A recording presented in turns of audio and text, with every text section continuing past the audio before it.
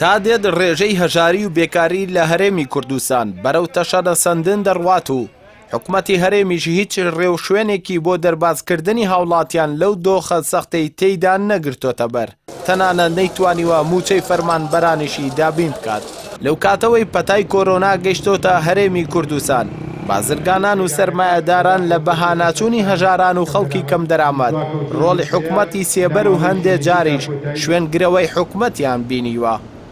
نسبەتی بازرگان و سەرمایەدارەوە لە هەرێمی کوردستان و بە تایبەتیش لە شاری سلێمانیە ڕۆڵێکی گرنگ و بەرچاویان بینیوە، هەر لە سەرەتای بڵاوبوونەوەی پەتای کۆرۆنا هەتاوەکو ئێستا بە بەردەوامی هاوکاری خەڵکی فەقیر و هەژار و کەم دەرامەت و بەهۆی نەبوونی موچە و ئەو زروفەی کەوا هاتۆ بەسەر جیهانە و بە تایبەتیش بە سەر هەرێمی کوردستانە کە بە دەرنیە لەو ئاستەنگانی هاتۆتە پێشی، چاوەڕێی ئەویان نەکردووە کەوا لە حکوومەت و لە لایەنەکانی تر تەنها خۆیان هەستاون بە ڕێخستن و دابشکردنی هەموو جۆرە کۆمەکێک، چ لە هاوکاری خەستەخانەکانەوە بێت، چ لەکردنەوەی خەستەخانەکانەوە بێت، چ لە دابرکردنی کەلوپەلی پزیشکی و ئامێرەوە بۆ خەستەخانەکان. بە تایبەتی زروفی سیاسی و کۆمەڵێشتەوە هەرێمی کوردستان زیاتر ئەتوانم بڵێم تەئسیری ئەو قەیرانانەی لەسرە بە تایبەتی قەیرانی دارایی.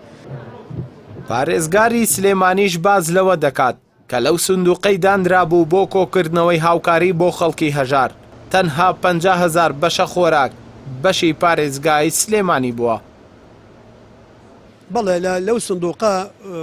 بەشە خۆراک بۆ نزیکەی 200,000 خێزان لە هەرێمی کوردستان دابین کرا، لەو بەشە 50,000 بەش بۆ پارێزگای سلێمانی دابین کرا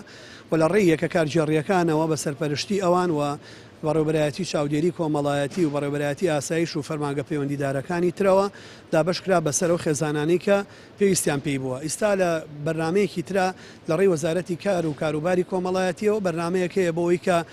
ئامارێک بکەن بۆ خێزانانی کەم بارودۆخە زۆر کاریگەری لەسەر ژیانیان دروست کردووە بۆی بتوانن لەو سندوقە پشتیوانێکی تریان بکەن. خێرخوازان و خاوەنکار و بازرگانەکان لەگەڵ سەرهەڵدانی پەتای کۆرۆنا و قەیرانی دارایی و دروستبوونی تەنگەژەی گوزەران و بژێوی هاوڵاتیانی هەرێمی کوردستان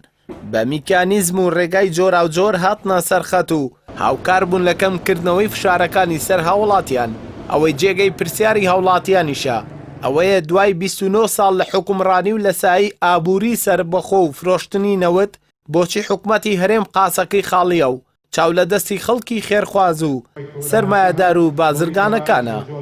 ئەردەڵا محەممەد، کەناڵی پەیام، سلێمانی.